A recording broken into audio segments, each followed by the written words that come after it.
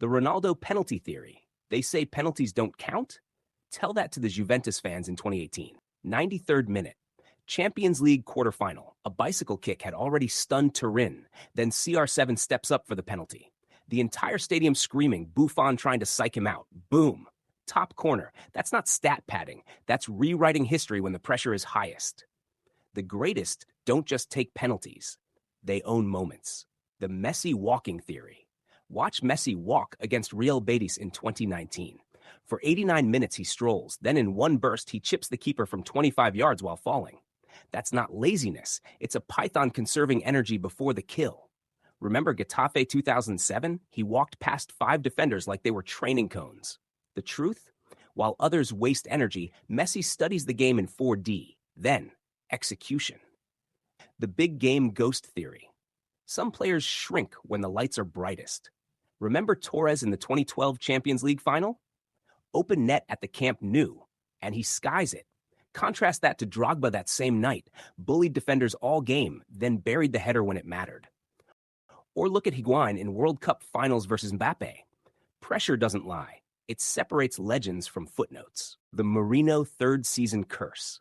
The pattern is undeniable. Chelsea 2004-2007, back-to-back titles, then the medical staff mutiny. Real Madrid 2010 to 2013, dethroned Barcelona, then the Casillas Civil War. Manchester United 2016-2018, Europa League glory, then the Pogba Cold War. Mourinho's third season isn't football, it's a Shakespearean tragedy where the hero becomes the villain. Every single time. The Pep overthinking theory. Pep's genius has one flaw. He overthinks when it matters most. 2021 Champions League final versus Chelsea. No defensive midfielder, no natural striker.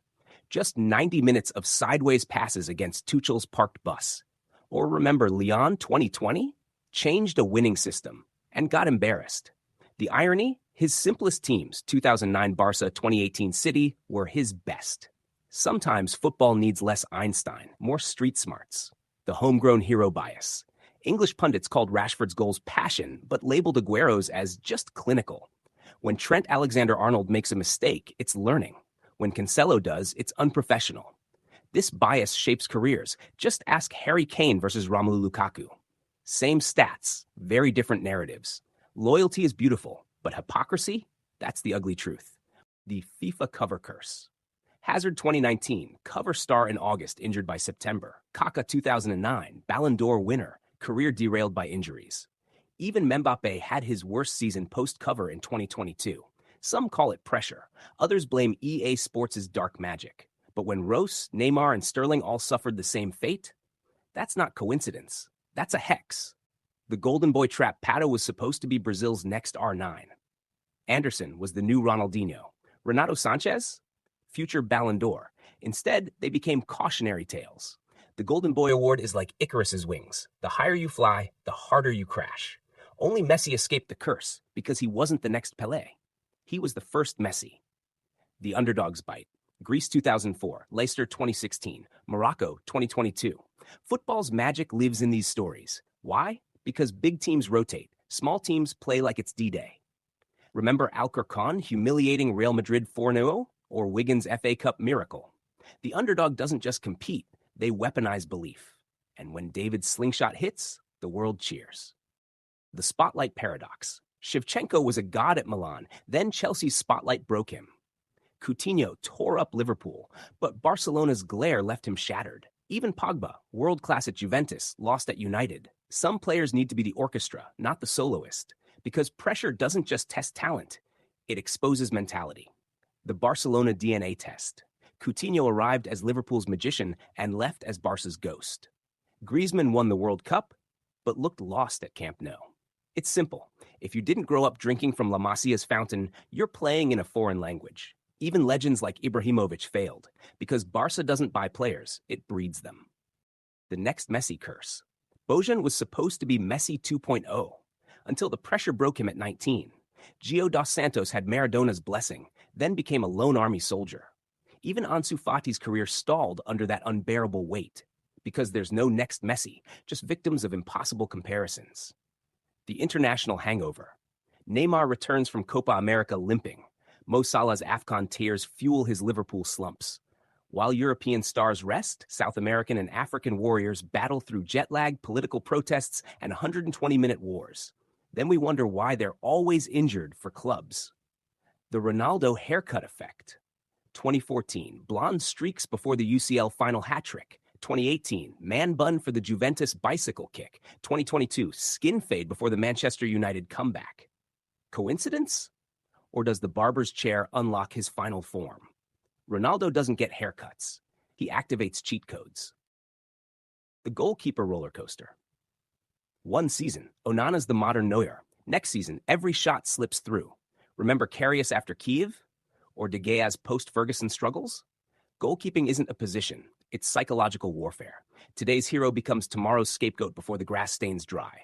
The January transfer trap. Fernando Torres for £50 million, Andy Carroll for 35 million. Coutinho's Barca nightmare. The winter window isn't for saviors. It's for desperate clubs to overpay for unfinished business. Only Van Dijk broke the curse because real kings don't need desperation deals. The too many Chiefs problem. PSG's Galacticos era. Neymar versus Mbappe locker room cold wars. Manchester United's Pogba, Sanchez, Rashford power struggles. Football isn't basketball. You can't just stack alphas and expect glory. Too many generals, not enough soldiers. Manager revolution. Guardiola's trebles. Zidane's three-peat. Simeone's warrior culture. Even Ten Hag's Ajax miracles. Bald managers don't just win, they start dynasties. Maybe hair follicles drain tactics, or maybe chrome domes just see the game in 8K. The Wonder Kid burnout.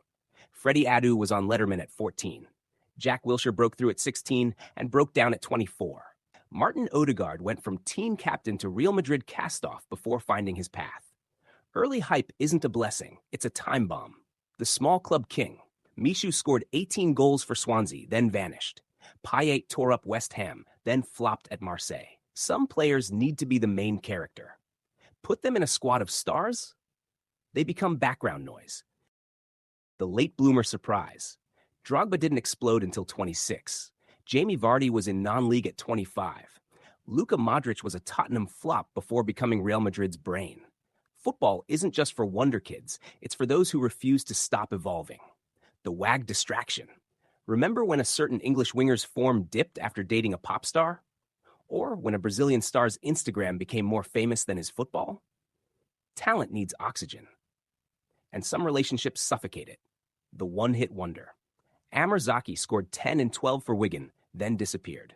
Michu's fairy tale lasted one season. Even Adriano had the world at his feet, until he didn't.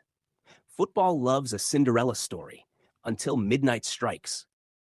The left-footed magic. Robin's cut inside and shoot was GPS locked. Messi's left foot writes poetry. Even average lefties like Payet score goals right-footers dream about. There's no scientific explanation, just beautiful chaos. The tournament player. James Rodriguez lit up the 2014 World Cup, then ghosted for Real Madrid. Salvatore Schillaci became Italy's hero in 1990 and faded into obscurity. Some players need national anthems to activate God mode. The Bangers Only Club. Xabi Alonso scored from his own half, but rarely in the box. Ruben Neves treats the 18-yard line like a no-fly zone. These midfielders don't do tap-ins. They collect Puskas Award nominations. If you enjoyed the video, make sure to subscribe. I'll be posting daily from now on.